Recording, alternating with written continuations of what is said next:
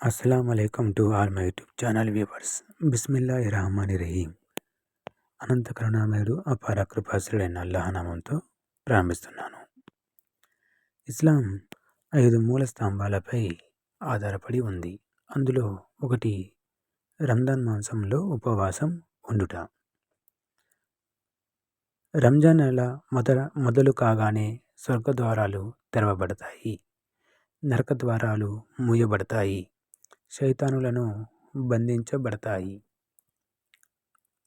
రంజాన్ నెలలో చేసే ఉమ్రాకు హజ్ యాత్ర చేసినంత పుణ్యం లభిస్తుంది.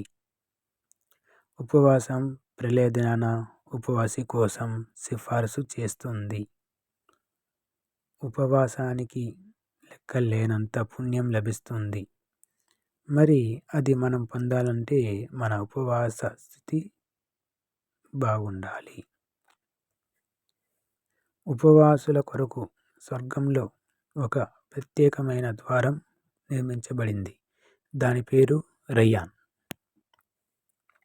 రంజాన్ నెలలో ప్రతి రాత్రి అల్లాహ్ కొంతమందిని నరకం నుండి విముక్తి చేస్తారు. రంజాన్ నెలలో ప్రతిరోజు ఇఫ్తార్ సమయమున అల్లాహ్ కొంతమందిని నరకం నుండి విముక్తి చేస్తాడు.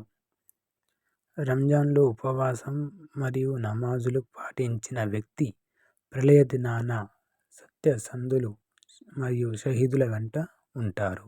సుబ్హానల్లాహ్.